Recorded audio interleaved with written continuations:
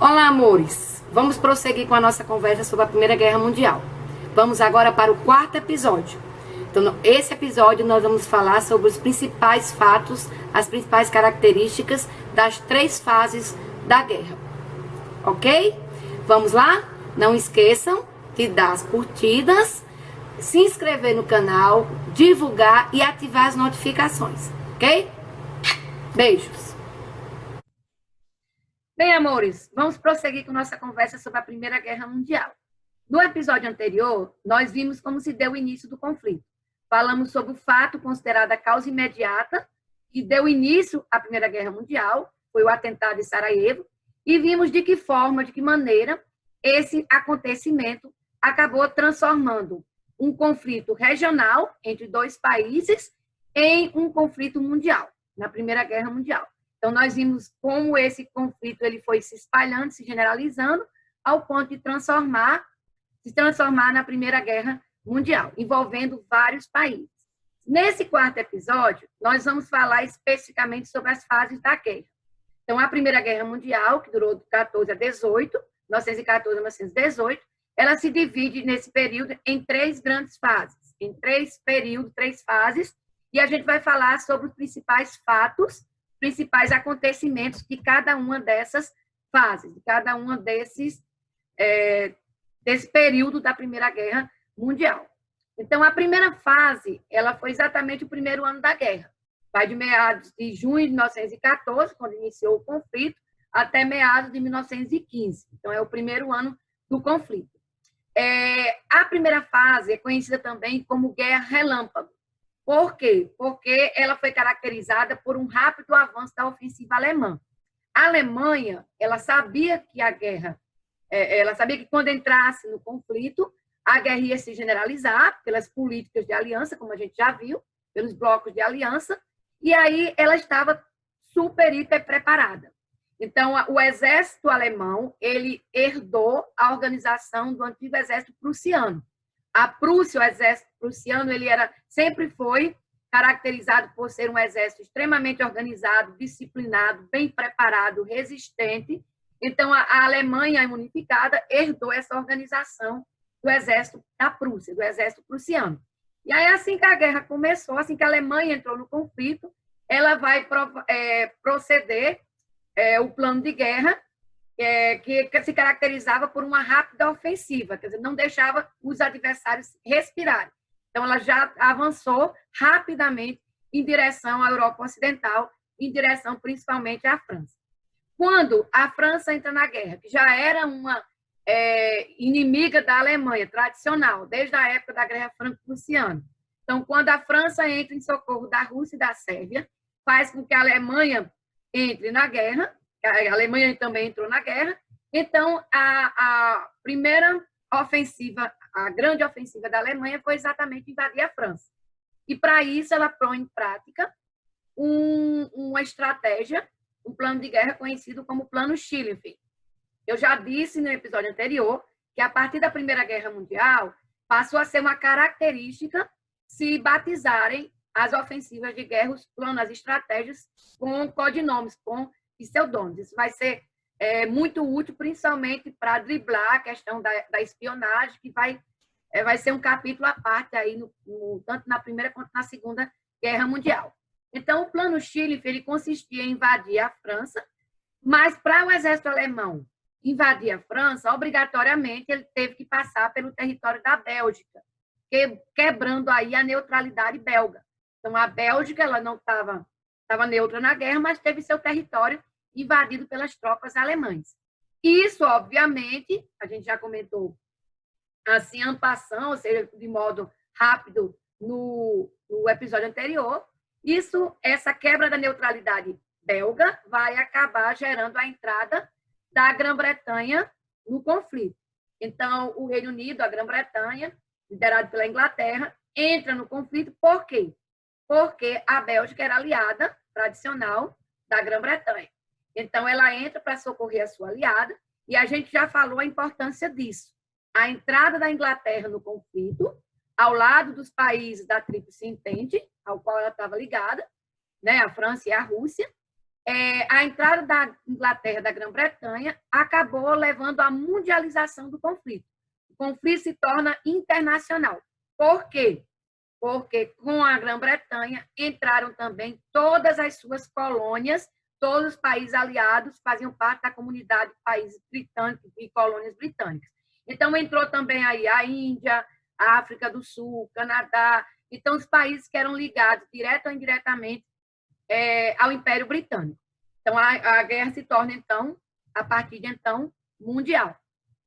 Essa invasão da Polônia e a tentativa de invasão da Rússia pela Alemanha foi outra característica dos planos da Alemanha no início dessa guerra. Então, ela atacou por todos os lados, né? Fazendo uma guerra conhecida como guerra relâmpago, ou Blitzkrieg, que é um termo que vai se repetir também na primeira fase da Segunda Guerra Mundial, mais para frente. Nesse período da primeira fase, vale destacar um episódio muito triste que ocorreu durante o período do início da Primeira Guerra. É um episódio que tem a ver indiretamente com a guerra, mas tem muito mais a ver com as ambições do Império Turco-Otomano, que foi o chamado genocídio armênio, que aconteceu em 1915. É um dos fatos mais significativos dessa primeira fase da guerra. E o que foi esse genocídio armênio? Primeiro, lembrando que genocídio, a palavra que significa a matança de um povo, de uma raça específica. Então, é a matança planejada, indiscriminada de um povo, tem como alvo um povo específico, uma raça específica. Então, por exemplo, na época da Segunda Guerra Mundial, o famoso Holocausto dos judeus foi um genocídio, né, que o Hitler promoveu contra o povo judeu. Então, a matança para exterminar, para acabar, né, para eliminar aquele povo. Foi o que aconteceu aí nesse período. A Turquia, há muito tempo que vinha perseguindo os armênios, e aproveitou a desculpa da guerra. Lembra que o Império Turco-Otomano entrou no conflito ao lado da Tríplice Aliança, ao lado da Alemanha e da Áustria, e aproveitou aí a brecha da guerra para colocar em prática uma ideia que já vinha amadurecendo há muito tempo, que era a ideia de eliminar, de expulsar do país, do seu território, os armênios, que era um povo que habitava nessa região da Turquia, né, fazia parte do Império Turco-Otomano, mas na época ela não tinha um país, não tinha um território. E aí essas diferenças que haviam, étnicas, religiosas, sociais, entre o povo armênio e o povo turco, ela vai se tornar se intensificar, aumentar de forma exponencial durante o início da Primeira Guerra Mundial. Então, o governo turco passou a perseguir, acusando os armênios, oficialmente acusando os armênios de serem traidores do Império Turco, de estarem fazendo ações contra o governo turco. Então, ele se aproveitou dessa brecha aí, da guerra, para iniciar uma matança sistemática desse povo. Então, o governo turco, durante esse período de 1915, promoveu a matança, o genocídio do povo armênio.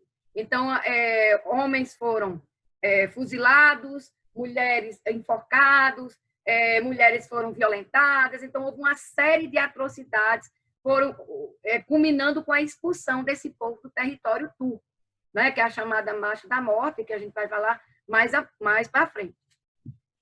O resultado dessa política de genocídio, de matança discriminada, planejada do povo turco, do governo turco contra o povo armênio, teve como resultado o triste quantitativo de cerca de 1,5 milhão de pessoas que foram massacradas.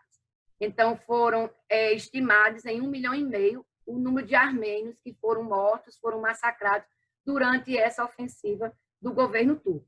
Então, em 2015, recentemente, né, 5 anos atrás, se relembrou no mundo todo essa matança do povo armênio na Segunda Guerra Mundial. É bom lembrar e vale ressaltar que essa matança, até hoje, é uma questão polêmica, porque a Turquia não reconhece esse fato como genocídio. mesmo havendo documentos que provam que o governo turco autorizou, ordenou a execução desse povo, mesmo tendo documentos que já vieram a público e tudo mais, até hoje o governo turco não reconhece esse episódio como um genocídio. Inclusive, eles se posicionam totalmente contra a palavra genocídio. Eu lembro até que, em 2015, o Papa Francisco ele fez um pronunciamento relembrando esse fato e usou o termo genocídio para falar da matança dos armênios. Isso provocou uma questão diplomática aí com o governo turco, que exigiu desculpas, foi um quiprocó grande em relação a esse pronunciamento do Papa. Mas foi sim, foi um genocídio, porque foi uma matança planejada, ordenada por órgãos do governo turco, não só a matança discriminada de homens, principalmente, que eram retirados das suas casas, executados, enforcados, decapitados e tudo mais, como também a expulsão desse povo do território turco. Então, o governo turco ordenou, que foi conhecido como a Marcha da Morte. Então, milhares e milhares de armênios foram obrigados a sair da região da Turquia, a vagarem por regiões desérticas, e isso acabou provocando uma mortalidade imensa.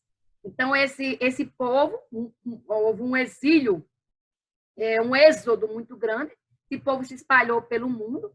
Aqui mesmo no Brasil, a gente tem uma grande comunidade armênia, nós temos uma grande comunidade de povos armênios, principalmente em São Paulo, e exatamente que foi fruto dessa quem pôde emigrar para outros países e fugir desse genocídio armênio.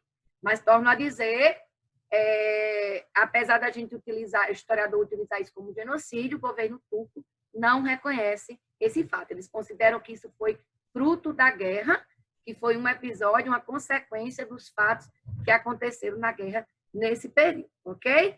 Mas o fato é que milhões de pessoas, mais de 1 milhão de pessoas morreram nesse episódio, essa matança dos armênios, ok? Outra característica, a partir de 1915, meados de 1915 até 1917, nós temos a segunda fase da guerra. Nessa segunda fase da guerra, é conhecida também como guerra de posições ou guerra de trincheiras. E aí valem algumas explicações. O que são trincheiras? Trincheiras são valas que se cavavam para os soldados ficarem aguardando o ataque. Então, se cavavam trincheiras de um lado e trincheiras de outro, tinha uma área entre uma trincheira e outra, os soldados inimigos, né, que era conhecido como a terra de ninguém, e aí eles ficavam se atacando de dentro das trincheiras. A segunda coisa que é bom lembrar é que essa guerra de trincheiras acabou transformando a Primeira Guerra Mundial, a partir daí, numa guerra de posições. Então, os exércitos se posicionavam e ficavam esperando um atacar o outro. Então, não é diferente dos conflitos do século XIX, em que os soldados, que a gente vê nos filmes, os soldados, os exércitos, eles se enfrentavam, se batiam, então, homem contra homem. Então, eles faziam o embate de corpo a corpo. Então, no caso, a partir da Primeira Guerra Mundial, passou a usar essa estratégia. E por isso fez com que a guerra se tornasse guerra de posição. A terceira coisa que é bom lembrar é o seguinte: o fato de ter adotado esse tipo de estratégia foi o motivo que fez com que a guerra se prolongasse mais do que se esperava na época. Se dizia, quando começou a Primeira Guerra Mundial, no meio do ano, em junho de 1914, os soldados franceses se despediram das suas famílias achando que estariam de volta no Natal, que esse conflito ia durar no máximo 6 meses e que, quando fosse em dezembro, estaria todo mundo de volta para comemorar o Natal. E não foi isso que aconteceu. E não foi o que aconteceu exatamente. Um dos motivos foi exatamente essa questão da estratégia da guerra de trincheiras. Então, demorou mais, né, do que eles esperavam. Então, eles subestimaram aí a França, principalmente a Inglaterra, subestimaram a organização do exército alemão, subestimaram o conflito, e aí o conflito que eles achavam que ia ser resolvido em pouco tempo acabou se estendendo por 4 anos. Então, os exércitos eles se entrincheiravam por longos períodos em situações insalubres.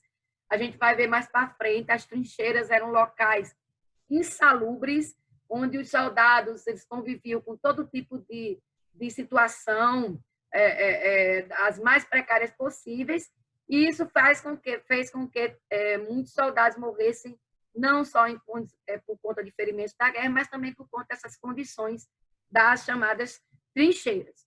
No episódios mais para frente, encerrando esse assunto, nós iremos falar sobre algumas curiosidades sobre essa questão da guerra de trincheiras, ok? Mas não vou dar spoiler agora, não. Mais tarde, mais para frente, a gente vê. Essa estratégia de se guerrear por trincheiras fez com que se estabelecesse na Europa uma grande rede de trincheiras. Essas redes, elas iam basicamente da onde hoje é a Suíça ao norte da Europa. Então, atravessavam, elas cortaram aí o território europeu, mais ou menos da Suíça até a região da Bélgica, a região lá da norte da Europa. Essa rede de trincheiras se dizia que você podia atravessar a Europa, da Suíça até o Mar do Norte, indo pelos buracos, indo pelas trincheiras, por baixo da terra, porque virou uma grande rede de trincheiras integradas, como a gente pode ver nos mapas aí. Nessas trincheiras havia uma espécie de divisões. Então, tinha a parte da frente, que era a linha de frente, onde ficavam os soldados, e aí eles cavavam ligações entre as trincheiras, desde locais onde iam as pessoas que eram feridas, como também onde ficavam o comando, né? Onde ficavam os generais, os comandos da batalha. Então, as redes de trincheiras elas se espalharam principalmente ali na região entre a França e a Alemanha, na fronteira entre a França e a Alemanha. O interessante, e aí vamos colocar um parênteses, vamos fazer uma curiosidade, o interessante é que essa rede de trincheiras da Primeira Guerra Mundial, ela vai ser reaproveitada na Segunda Guerra Mundial. Então, lá na Segunda Guerra Mundial, a Alemanha, ela criou uma linha, a França, ela criou uma linha de defesa na fronteira com a Alemanha, conhecida como linha Maginot. E essa linha Maginot, ela foi estabelecida exatamente utilizando as trincheiras que foram escavadas na Primeira Guerra Mundial, praticamente a mesma linha de trincheiras que foi estabelecida na Primeira Guerra Mundial. Então, a linha Maginot ela tinha por objetivo impedir o avanço do exército alemão em direção à França, que não vai dar resultado, a gente vai ver mais para frente na Segunda Guerra por quê. Mas é só para dar esse spoilerzinho, tá certo? Nesse período aí da segunda fase, inaugurou-se também a utilização de novas armas de guerra. Então, a Primeira Guerra Mundial ela foi uma inovação bélica, ela trouxe muitas inovações bélicas, ela foi um conflito que vai inaugurar muitas inovações na questão das armas, e aí a gente tem as armas como, por exemplo, o surgimento da metralhadora. Então, a metralhadora, o tanque de guerra, que vai ser desenvolvido pela Alemanha e pela Grã-Bretanha. A Alemanha vai desenvolver primeiro o tanque de guerra. O lança-chamas, né? A granada de mão, o submarino, o Zeppelin, que eram aqueles dirigíveis, né? Que eram usados como transporte de passageiro, depois também passou a ser utilizado na guerra. E o avião, que surgiu no início do século XX, né, lá com o Santos Dumont, né, ou como os irmãos Wright, como querem os Estados Unidos, mas o que interessa é que o avião, que surgiu nesse período, passou a ser usado também como arma de guerra. Então, pela primeira vez na história, nós tivemos batalhas aéreas. Então, a guerra não ficou só no mar e na terra, ela também foi para o ar. Então, foi uma grande inovação, transformando não só a Primeira Guerra numa inovação bélica, mas também provocando uma maior letalidade. Então, os números de mortos ficaram na casa dos milhões. Então, nós tivemos milhões de mortos na Primeira Guerra Mundial, e isso muito por conta dessas novas armas utilizadas. É bom lembrar também a chamar a atenção para a questão do tanque de guerra. A invenção do tanque de guerra, ele foi utilizado do meio para o fim da Primeira Guerra.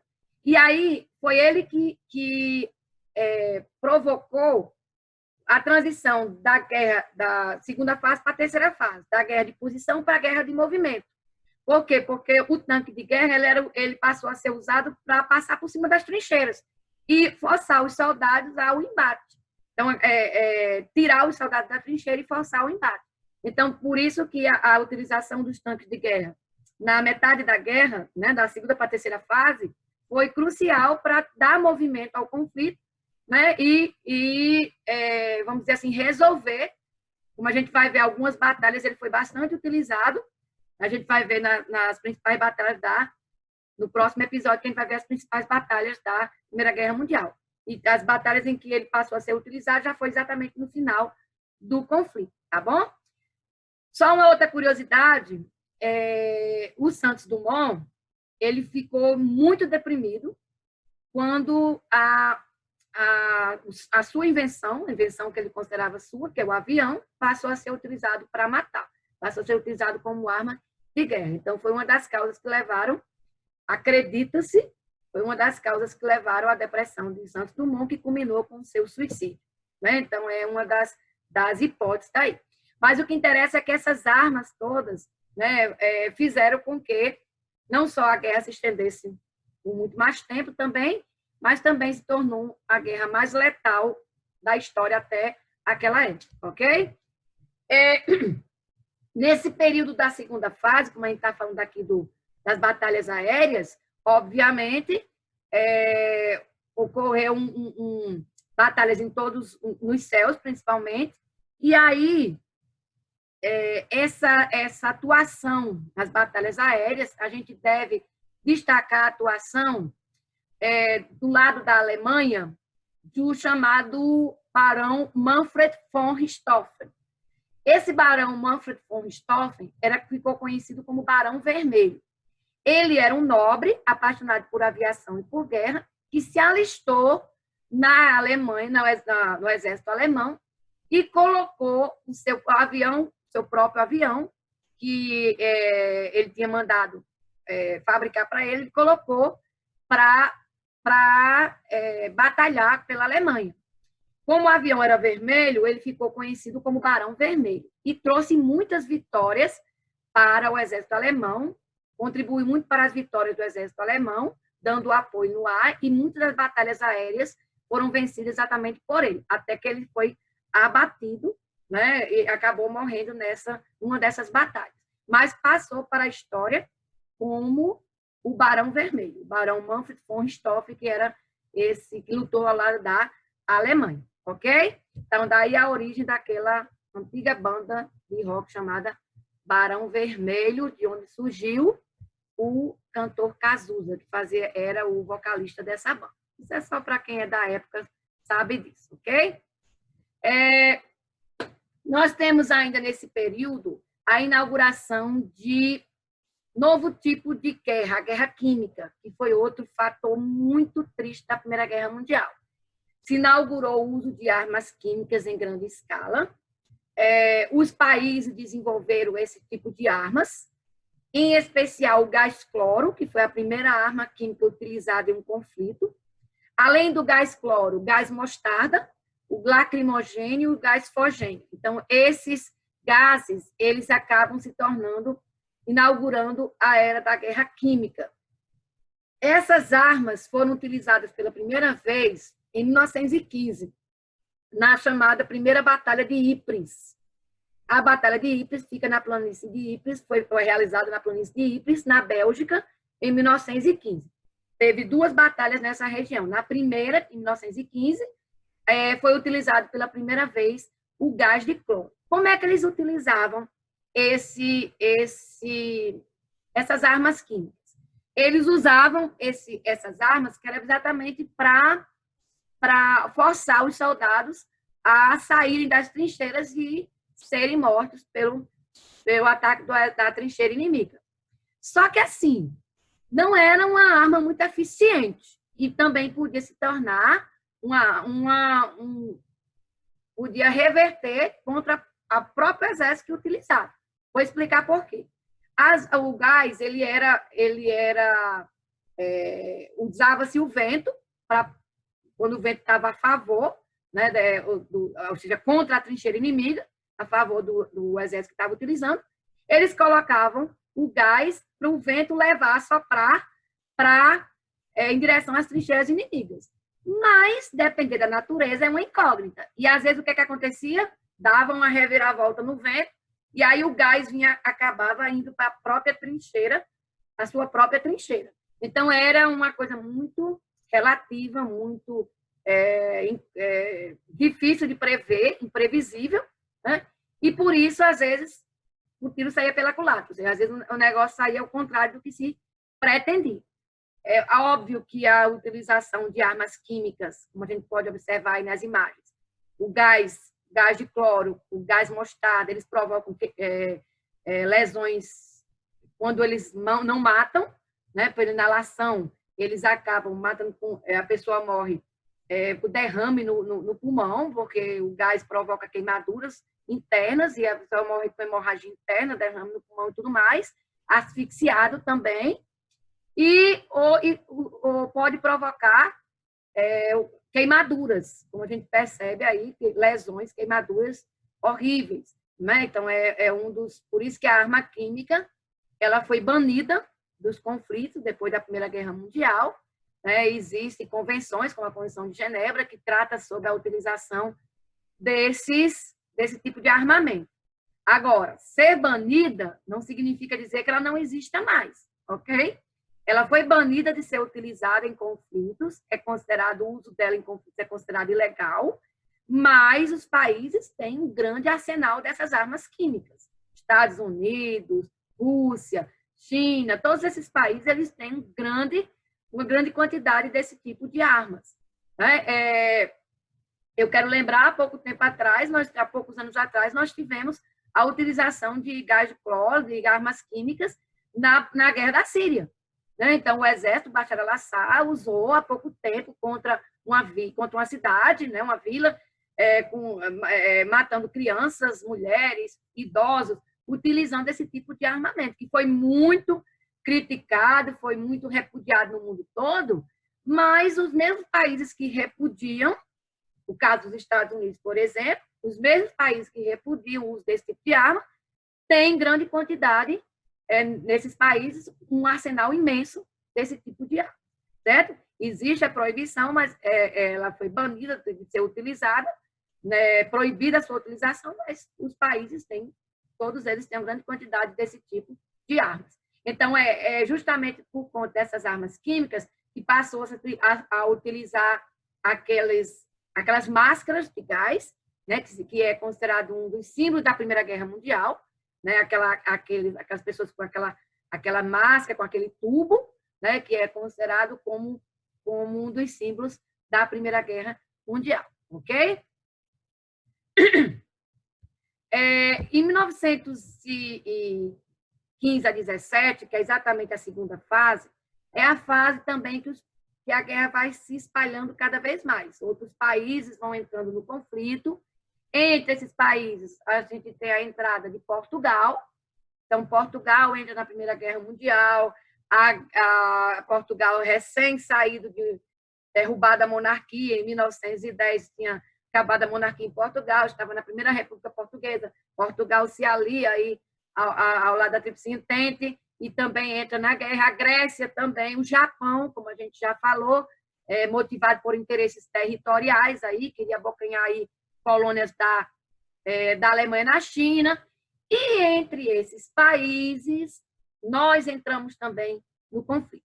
O Brasil é um dos países que participaram do mundo, que participaram das duas guerras mundiais. Óbvio que na Primeira Guerra Mundial a gente não chegou nem até lá, mas nós declaramos guerra à Alemanha. Agora, entre declarar guerra e ir para a guerra, levou-se aí quase um ano, né? Então, primeiro, é bom estabelecer, por que o Brasil entrou na guerra? O Brasil foi praticamente empurrado para a guerra por conta do torpedeamento de navios brasileiros, navios mercantis e navios de passageiro, que foram torpedeados por submarinos alemães. Então, os submarinos alemães, eles patrulhavam ali o Atlântico e ali um desses episódios acabou torpedeando navios brasileiros. Então, o torpedeamento desses navios, inclusive navios de passageiros, levou, obviamente, o Brasil a declarar a guerra aos países da Tríplice Aliança, a declarar a guerra à Alemanha, já que o navio foi identificado como navio alemão. Então, era presidente do Brasil nesse período, o Brasil estava na Primeira República também, assim como Portugal, nós estávamos na República Velha, e aí o presidente era o Venceslau Braz. Então, foi ele que assinou a declaração de guerra contra a Alemanha, a gente pode ver aí nessa fotinha, assinando a declaração de guerra contra a Alemanha. Assinou, aí vamos organizar o povo para ir para a guerra, vamos chamar o povo, convocar e ver. Eu sei que depois de muito tempo, o Brasil envia o primeiro navio com soldados, já em 1918, ele envia, o final já de 1918, ele envia o primeiro navio de soldados para se juntar aos soldados da Tríplice Entente para lutar na guerra. Só que o que é que acontece? Quando estávamos no meio do Atlântico, quando o Brasil já estava no meio do Atlântico, chegou o telegrama dizendo que a guerra acabou. Aí volta todo mundo para o Brasil. Então, o Brasil, na Primeira Guerra Mundial, ele não participou efetivamente. Ele entrou na guerra porque ele declarou guerra à Alemanha, mas não chegou a participar efetivamente. E, para não dizer que a gente não participou da guerra, nós participamos da famosa Batalha das Toninhas. E o que foi a Batalha das Toninhas? A Batalha das Toninhas foi o seguinte: o navio brasileiro confundiu, os soldados brasileiros confundiram um cardume de toninha, que é uma espécie de golfinho, com submarinos. E aí tacaram atacar as toninhas, né, pensando que estavam atacando o submarino alemão. Quando começaram a ver o mar vermelho de sangue, é que descobriram que estavam matando peixe, estavam matando os golfinhos. E esse episódio ficou conhecido como a Batalha das Toninhas. Foi a única batalha que o Brasil participou na Primeira Guerra Mundial. Óbvio que isso aí virou uma piada, né? Isso aí virou um meme, se tivesse meme na época, né? Esse desespero do Brasil, né? Essa Batalha das Toninhas. E aí acabou virando uma piada com o Brasil. Disseram que o Brasil só vai para a guerra, só vai lutar numa guerra no dia que a cobra fumaça. Então, o Brasil só vai para uma guerra no dia que a cobra fumaça. Aí, adivinha, na Segunda Guerra Mundial, o Brasil participou efetivamente da guerra, foi lutar ao lado do exército americano lá na recuperação da Itália, né? Lá na Itália, contra os exércitos fascistas, né, de Mussolini, acabou resgatando a Itália, e aí participou realmente, efetivamente, os brasileiros foram grandes heróis nessa batalha, na Batalha de Monte Castelo e muitas outras batalhas, isso na Segunda Guerra Mundial. Por conta dessa piada, por conta desse meme aí, do dia que o Brasil só ia para a guerra no dia que a cobra fumaça, a Força Expedicionária Brasileira, que foi lutar na Segunda Guerra Mundial, o símbolo dela era a cobra fumando, que é o símbolo da FEB, a Força Expedicionária Brasileira, que lutou na Segunda Guerra Mundial. Aí era o símbolo a cobra fumando e o slogan era Senta Pua. Então, isso por uma resposta a essa brincadeira do que aconteceu com o Brasil na Primeira Guerra Mundial. Então, atenção, na Primeira Guerra Mundial, o Brasil não chegou a combater, a não ser os peixes, né, no mar antes de chegar. Mas porque estava no meio do caminho, a guerra acabou, e aí vieram de volta para o Brasil. Em 1915, a Itália também ocorreu aquela mudança da Itália, que a gente já falou no episódio anterior. A Itália passou para o lado da Entente, em troca daquela promessa de compensações territoriais, que é exatamente as províncias irredentas. A Inglaterra tinha prometido que ia dar à Itália essas províncias, né, retirar o domínio império austro-húngaro, e aí, por conta disso, a Itália pesa na balança o que é melhor para ela e, pum, muda de lado, né? Vai para o lado da Tríplice Entente. Então, essa segunda fase, ela foi uma das mais intensas da Primeira Guerra Mundial, vai durar mais tempo também, de 1915 a 1917. E, no final dessa fase, a guerra começa a se definir. Em 1917, a Rússia sai da guerra. Por que ela saiu da guerra? Eu já falei isso no episódio anterior, por conta da Revolução Russa.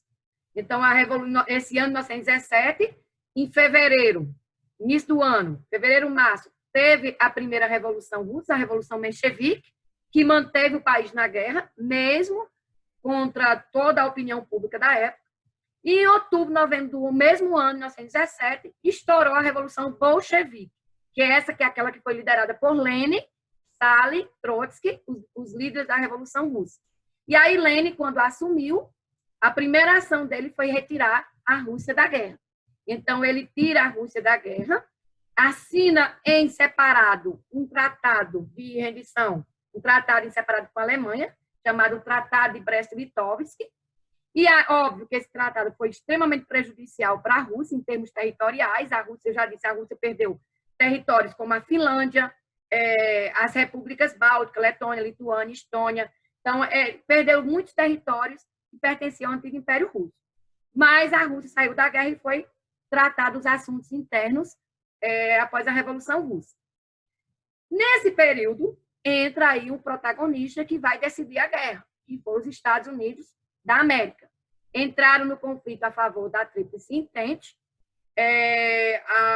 Óbvio que eu já disse aqui que os Estados Unidos estavam assistindo a guerra de camarote.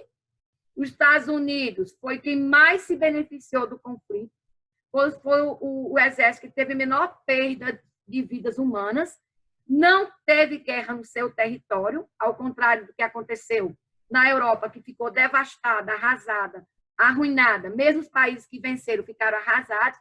Os Estados Unidos enviou soldados, armas, tudo mais que foi preciso, mas o seu território foi preservado, ele não teve agressão nenhuma no seu território.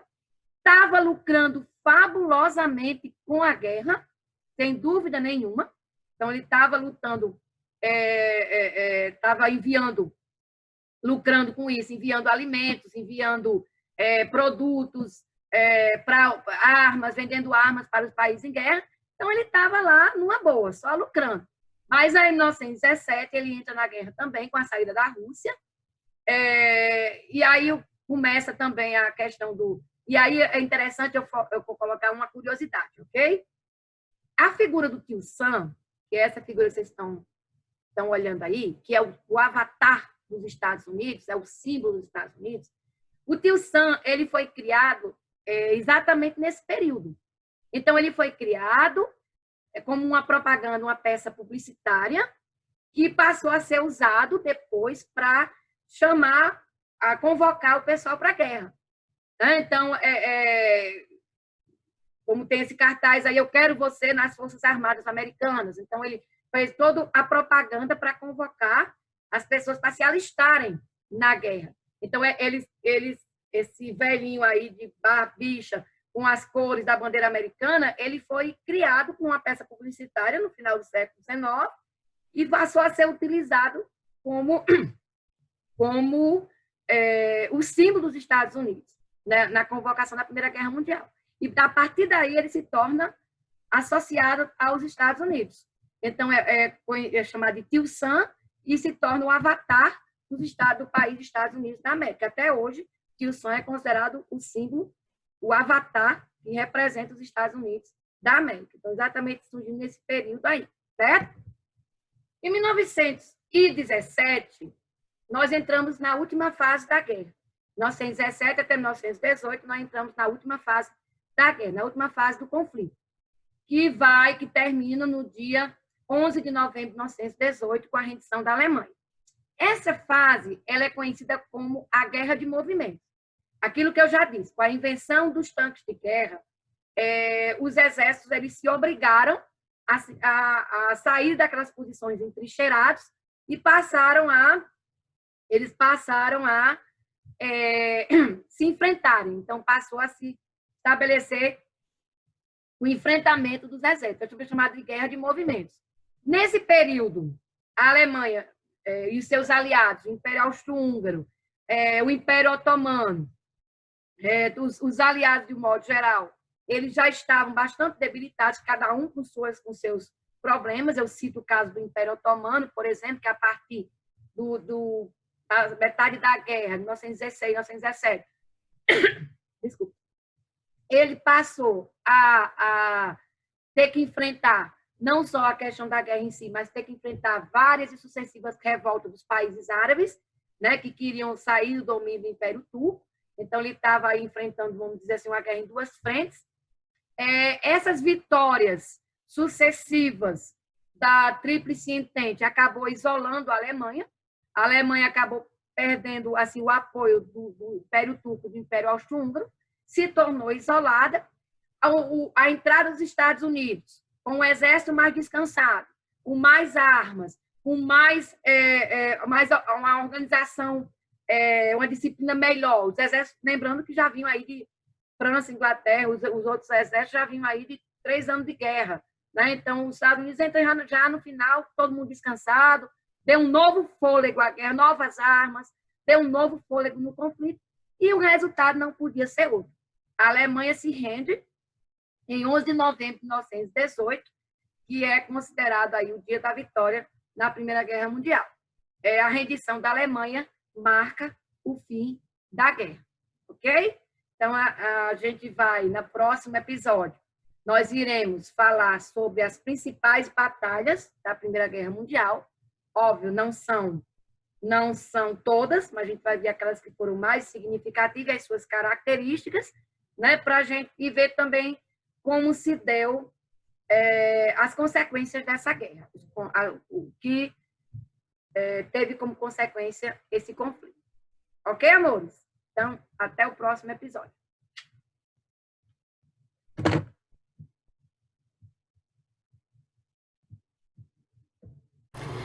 E aí, gostaram, amores? Na próxima semana, nós fecharemos o nosso ciclo de conversa sobre a Primeira Guerra Mundial, com o 5º e 6º episódio, ok?